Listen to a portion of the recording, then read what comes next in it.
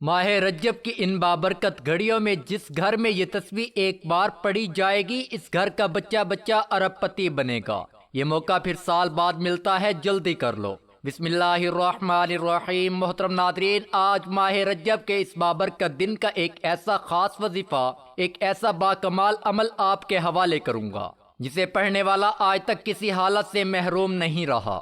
اتنا طاقتور وظیفہ، اتنا باکمال وظیفہ کہ جسے پڑھنے والا عرش الہی پر بیٹھے رب سے اپنی ہر حاجت کو پورا کروا لیتا ہے۔ اگر آپ میں سے کوئی بندہ ایسا موجود ہے، کوئی بہن، کوئی بیٹی، کوئی بیٹا ایسا موجود ہے جو اپنے حالات کی وجہ سے پریشان ہے، بے روزگاری کی وجہ سے پریشان ہے، بے اولادی کی وجہ سے پریشان ہے، رشتوں میں بندش کی وجہ سے پریشان ہے، تو وہ دنیا جہان کے تمام کام چھوڑ کر آج کے دن صرف 21 بار پڑھ کر دیکھ لے۔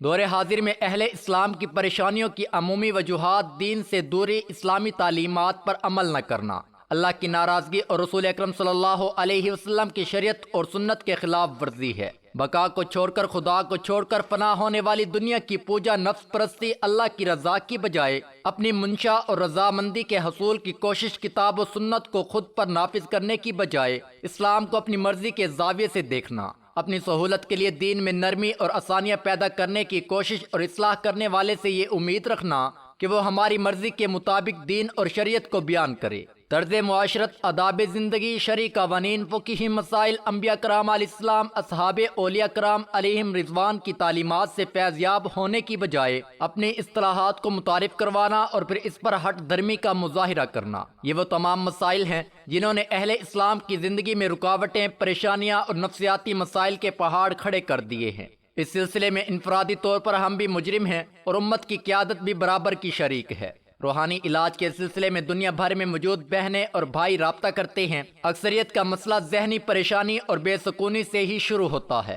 جب شیطان ذہن پر حاوی ہوتا ہے، پھر میاں بیوی کے جھگڑے، اولاد کی نافرمانیاں، نماز میں دل نہ لگنا، کاروبار میں بے برکتی، شادی اور نکاح میں رکاوٹ، صحت کی خرابی، دماغی کیفیت میں رد و بدل اور بہت کچھ۔ جب کسی کے دل سے رحمت اٹھ جائے، احکام الہی کے خلاف ورزی شروع ہو جائے، تو پھر شیطان اپنے راستے ہموار کر لیتا ہے۔ اس ساری کیفیت کو ہمارے لوگ جادو سمجھنا شروع کر دیتے ہیں۔ حقیقت میں یہ جادو نہیں ہوتا، بلکہ شیطان کا حملہ ہوتا ہے۔ ایسے لوگ جن عاملین سے رابطہ کرتے ہیں تو بہت سارے عامل اس پریشانی میں مزید اضافہ کر دیتے ہیں۔ کوئی اسے جنات کا حملہ کہے گا تو کوئی کالا اور سلفی علم۔ اس سے لوگوں کی پریشانی میں شدید اضافہ ہو جاتا ہے۔ لوٹنے والے عامل پیسے مانگتے ہیں اور ہزاروں روپے غرق کر دیے جاتے ہیں۔ حقیقت تو یہ ہے کہ ان ساری پریشانی سے نجات کے لیے قرآن و سنت کے مطابق اور اولیاء کاملین کے فرامین پر عمل کر کے نجات حاصل کی جا سکتی ہے۔ بنیادی طور پر ان مسائل میں مبتلا لوگوں کو اللہ کے قریب لانے کی ضرورت ہوتی ہے۔ ایسے لوگوں کو اگر 1.25 لاکھ کلمہ پڑھنے کی ہدایت کر دی جائے اور قرآن کریم کی لمبی لمبی صورتیں پڑھنے کو بتا دی جائیں تو وہ کبھی بھی اس پر عمل نہیں کریں گے۔ جو بندہ نماز کے لیے وضو کرنے کو تیار نہیں، وہ لمبے لمبے وظائف کیسے کرے گا؟ ایسوں کو ابتدائی طور پر توبہ اور استغفار کی طرف لایا جائے اور کسی ولی کامل کی بارگاہ سے اس کی بھلائی کی دعا کرائی جائے تاکہ ان کے دل کی حالت بدلے، تاکہ وہ ہدایت پا جائیں۔ رسول اللہ صلی اللہ علیہ وسلم نے فرمایا، اللہ پاک کی پسندیدہ مہینوں میں رجب کا مہینہ ہے۔ یہ اللہ پاک کا مہینہ ہے جس نے اللہ پاک کے مہینے رجب کی تعظیم کی، اس نے اللہ پاک کے حکم کی تعظیم کی اور اس نے خدا تعالیٰ کے حکم کی تعظیم کی۔ اللہ پاک اس کو نعمتوں والے باغ میں داخل کرے گا اور اس کے لیے اپنی بڑی رضا اور واجب کرے گا۔ دوستو، میں نے تمام بزرگان سے ایک سبق سیکھا ہے کہ ذہنی، نفسیاتی اور معاشرتی مسائل کے شکار ہر انسان کو اللہ کے قریب لاؤ، توبہ استغفار کی طرف راغب کرو۔ اس سلسلے میں استغفار کی کثرت اور تیسرا کلمے کا ورد اکثر ثابت ہوا۔ تیسرا کلمہ کیا ہے؟ اس کی برکات کیا ہے؟ علماء کرام نے اس کا تجزیہ کرتے ہوئے لکھا ہے کہ حضرت ابن عباس رضی اللہ عنہ فرماتے ہیں کہ اللہ تعالیٰ نے عرش بنایا اور فرشتوں کو اسے اٹھانے کا حکم دیا، تو فرشتوں کو عرش بہت وزنی محسوس ہوا۔ اس وقت فرشتوں کو سبحان اللہ پڑھنے کو کہا، چنانچہ اس کو پڑھتے ہی عرش اٹھانا آسان ہو گیا۔ فرشتے برابر اس کلمے کو پڑھتے رہے یہاں تک کہ حضرت آدم علیہ السلام وجود میں آئے اور ان کو چھینک آئی تو الحمدللہ پڑھنے کا حکم دیا۔ اس کے جواب میں اللہ تعالیٰ نے فرمایا، یرحمک اللہ۔ فرشتوں نے یہ کلمہ سنا، سبحان اللہ کے ساتھ الحمدللہ بھی پڑھنے لگے۔ حضرت نوح علیہ السلام کا زمانہ آیا تو بت پرستی کے خلاف اللہ نے حکم دیا تو قوم کو لا الہ الا اللہ کی تلقین کرو۔ فرشتوں نے اس کو بھی ملا کر پڑھنا شروع کر دیا۔ حتیٰ کہ حضرت ابراہیم علیہ السلام کا زمانہ آیا۔ حضرت ابراہیم علیہ السلام نے حضرت اسماعیل علیہ السلام کی قربانی کا حکم ملا، تعمیل کرنے لگے تو جنت سے جبرائیل علیہ السلام دمبا لے کر آئے، اسماعیل علیہ السلام کی جگہ اس کو قربان کر دو۔ حضرت ابراہیم علیہ السلام کی زبان سے خوشی سے نکلا اللہ اکبر، فرشتوں نے اس کو بھی ملا لیا اور یوں پڑھنے لگے، یہاں تک کہ حضرت محمد صلی اللہ علیہ وسلم کا زمانہ آیا۔ حضرت جبرائیل علیہ السلام نے یہ واقعہ آپ صلی اللہ علیہ وسلم کو سنایا تو آپ صلی اللہ علیہ وسلم نے اظہار تعجب کے لیے فرمایا لا حول ولا قوت الا باللہ العلی العظیم۔ فرشتوں نے یہ بھی ساتھ ملا لیا اور یوں تیسرا کلمہ مکمل ہوا۔ علماء کرام جامع الفوائد لکھتے ہیں کہ آقا دو جہاں صلی اللہ علیہ وسلم نے ارشاد فرمایا کہ کیا تم میں سے کوئی ایسا شخص نہیں جو احد پہاڑ کے برابر عمل کر لیا کرے؟ عرض کی کہ وہ کیسے یا رسول اللہ صلی اللہ علیہ وسلم؟ آپ صلی اللہ علیہ وسلم نے فرمایا کہ ہر شخص کر سکتا ہے کہ سبحان اللہ پڑھنے کا ثواب احد پہاڑ سے زیادہ ہے، لا الہ الا اللہ کا ثواب احد پہاڑ سے زیادہ ہے، الحمدللہ کا ثواب احد پہاڑ سے زیادہ ہے، اللہ اکبر کا ثواب احد پہاڑ سے زیادہ ہے۔ رسول رحمت صلی اللہ علیہ وسلم کی زبان مبارک اور پھر اولیاء صالحین اور کاملین کے عمل سے ثابت ہوا کہ اس میں کوئی انمول خزانہ ضرور چھپا ہوا ہے۔ مدینے والا آقا دو جہاں صلی اللہ علیہ وسلم نے اس میں موجود کلمات کو احد جیسے بلند مرتبہ پہاڑ سے بھی زیادہ بابرکت قرار دیا۔ بزرگان دین نے اس کے بہت سے فوائد فضائل لکھے، میں اپنے تجربات پیش کرتا ہوں، میں نے خود اپنی زندگی میں آزمایا اور اب تک ہزاروں لوگوں کو بتا چکا ہوں، الحمدللہ برکتیں نصیب ہوئی۔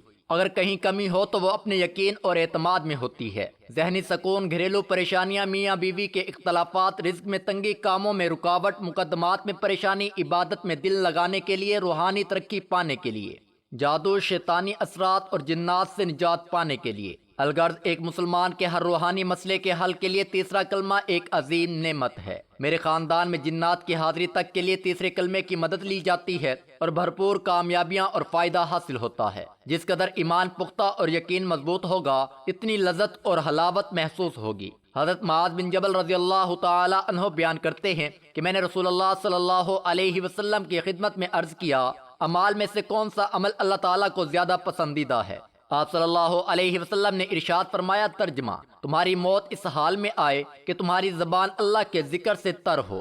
ہمارے ہاں جو تیسرا کلمہ معروف ہے، جس کے اندر بنیادی طور پر تسبیح، تحمید، تکبیر، تحلیل اور لا حول ولا قوت الا باللہ کے کلمات ہیں، اسی احادیث مبارکہ میں الباقیات الصالحات ہمیشہ رہنے والا اور نیک عمل قرار دیا گیا ہے۔ چنانچہ حضرت ابو ہریرہ رضی اللہ تعالی عنہ سے روایت ہے کہ جناب نبی کریم صلی اللہ علیہ وسلم نے ارشاد فرمایا، اپنی حفاظت کا انتظام کرو۔ کسی نے پوچھا، یا رسول اللہ صلی اللہ علیہ وسلم، کسی دشمن کے حملے سے جو درپیش ہے؟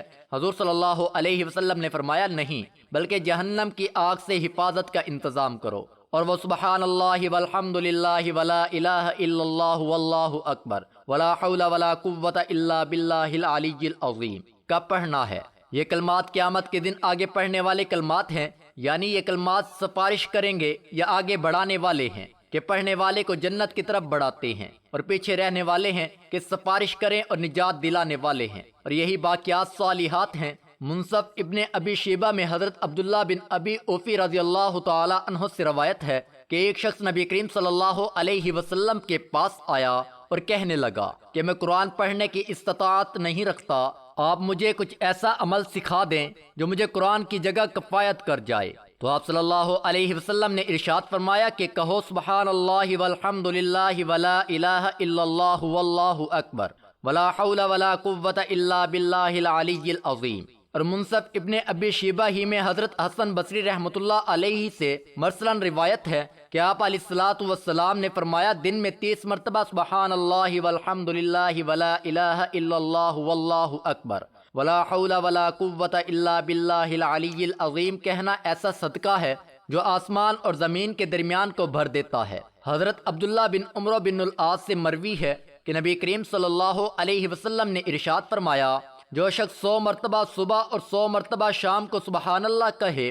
وہ 100 حج کرنے والے کی مانند ہے۔ جو آدمی صبح اور شام 100 مرتبہ الحمدللہ کہے، وہ اس شخص کی طرح ہے جس نے اللہ تعالیٰ کے راستے میں 100 مجاہدوں کو گھوڑوں پر سوار کیا، یعنی لڑنے والے غازی کی طرح ہے۔ جو شخص صبح اور شام 100 مرتبہ لا الہ الا اللہ کہے، وہ اس آدمی کی طرح ہے جس نے حضرت اسماعیل علیہ السلام کی اولاد سے 100 غلام آزاد کیے۔ اور جس نے صبح اور شام 100 مرتبہ اللہ اکبر کہا تو اس دن اس سے اچھا عمل کسی نے نہیں کیا، البتہ وہ شخص جو یہ تعلیمات اس طرح کہے یا اس سے زائد بار کہے۔ حضرت ابو موسیٰ اشعری رضی اللہ تعالی عنہ سے روایت ہے کہ نبی کریم صلی اللہ علیہ وسلم نے مجھ سے فرمایا، کیا آپ کو ایک ایسا کلمہ نہ بتاؤں جو جنت کے خزانوں میں سے ایک خزانہ ہے؟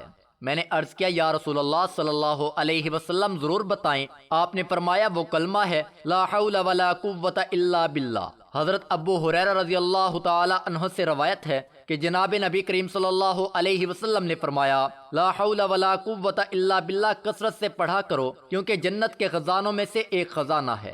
ناظرین، یہ وظیفہ چھوٹے سے بچے کو بھی آتا ہے۔ یہ وظیفہ اتنا خاص ہے، آپ کے گھر میں موجود اگر بچہ بھی رب کے سامنے گھر میں سکون اور برکت، رزق اور دولت میں پروانے کے لیے پڑھ لے، میرا رب بچے کے وظیفے کو بھی قبول فرماتا ہے۔ اگر بچے کے گھر میں موجود جوان بیٹیاں جو اپنے رشتوں کی وجہ سے پریشان ہیں، ایک بار یہ وظیفہ پڑھ کے دیکھیں، وہ رشتے جن کی وجہ سے آپ پریشان رہتے ہیں، وہ رشتے خود چل کر آپ کے گھر آئیں گے۔ ناظرین، یہ وظیفہ اتنا طاقتور وظیفہ ہے کہ جو نوکری آپ کو مل نہیں رہی، جس کے لیے آپ در در کی ٹھوکریں کھا رہے ہیں، در بدر ٹھوکریں کھا کر سفارشیں کروا کر تنگ آ چکے ہیں، وہ نوکری خود چل کر آپ کے پاس آئے گی، کیونکہ میرا رب جب راضی ہو جاتا ہے، جس بندے سے خوش ہو جاتا ہے، اسے مانگنا نہیں پڑتا، رب کعبہ کے فضل و کرم سے ہر حاجت، ہر مقصد، ہر کامیابی خود چل کر اس بندے کے پاس آ جاتی ہے۔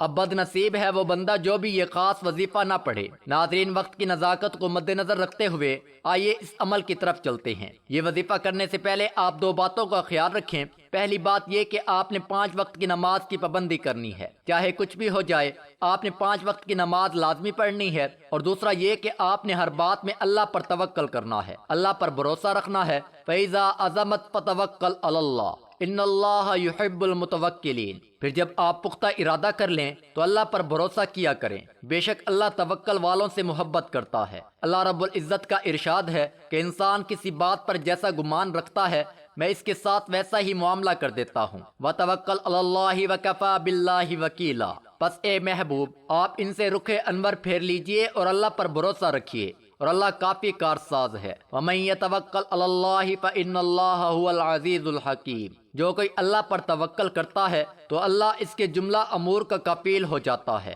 بے شک اللہ بہت غالب، بڑی حکمت والا ہے۔ اور اللہ کے دامن کو مضبوطی سے تھامے رکھو، وہی تمہارا مددگار اور کارساز ہے۔ بس وہ کتنا اچھا کارساز ہے اور کتنا اچھا مددگار ہے، لہٰذا آپ اچھا سوچیں۔ آپ یہ سوچیں کہ اللہ پاک آپ کو رزق دے گا تو آپ خود محسوس کریں گے کہ اللہ پاک آپ کو بہترین رزق دے رہا ہے۔ ناظرین، عمل کی بہترین رہنمائی کے لیے ویڈیو کو آخر تک ضرور دیکھیے گا۔ عمل کیا ہے؟ آج پورا دن موجود ہے، کسی بھی نماز کے بعد آپ یہ وظیفہ پڑھ سکتے ہیں، چاہے تو نماز عصر کے بعد پڑھ لیں، چاہے تو رات سونے سے پہلے پڑھ لیں، چاہے تو رات کے 10 بج جائیں، 11 بج جائیں، یہ وظیفہ لازمی پڑھنا ہے، یا آپ نے صرف 21 بار پڑھنا ہے۔ ناظرین، یہ چھوٹا سا وظیفہ لیکن اس کے کمالات اتنے زیادہ ہیں کہ پورے سال کی کامیابیاں آپ کے قدموں میں آ جائیں گی۔ سب سے پہلے آپ نے اپنے مقصد کی نیت کرنی ہے۔ آپ کی جو بھی حاجات ہیں، آپ کی جو بھی خواہشات ہیں، جو بھی آپ چاہتے ہیں کہ اللہ تعالیٰ بہت جلد پوری کر دے۔ اگر آپ بے اولاد ہیں اور اگر آپ بے اولادی کے لیے وظیفہ کر رہے ہیں،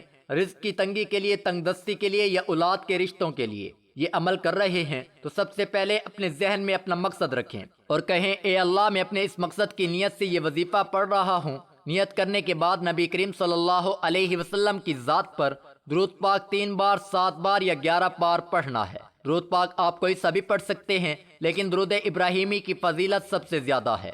درود ابراہیمی سب سے زیادہ افضل ہے۔ ایک بار ثواب کی نیت سے میرے ساتھ بھی درود پاک پڑھ لیں۔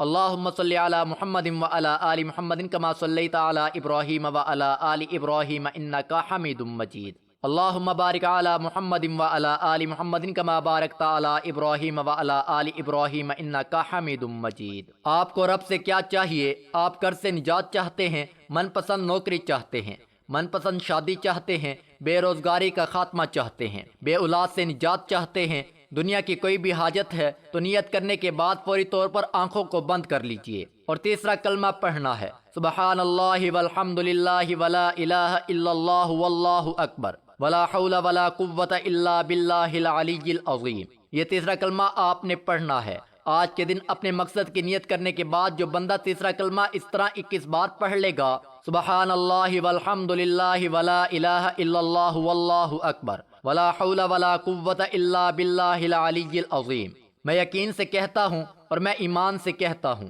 کہ 21 بار تیسرا کلمہ پڑھتے دوران اگر آپ کسی طاقتور دشمن سے نجات چاہتے ہیں، وقت کے حاکم بھی آپ کے قدموں میں آ جائیں، نوکری، حاجت یا خواہش جن کے لیے انسان ساری زندگی دوڑتا ہے، تنگ و دو کرتا ہے، محنت اور مشقت کرتا ہے، یہ تمام چیزیں خود چل کر آپ کے پاس آئیں گی۔ اس کے بعد 21 مرتبہ سورۃ الکوثر پڑھنی ہے۔ ناظرین، آج کے دن 21 بار یہ وظیفہ پڑھنے سے آپ مغناطیس بن جاؤ گے۔ یہ رزق اور دولت آپ کی طرف ایسے بھاگے گی جیسے کامیابی صرف آپ ہی کے لیے بنی گئی ہے۔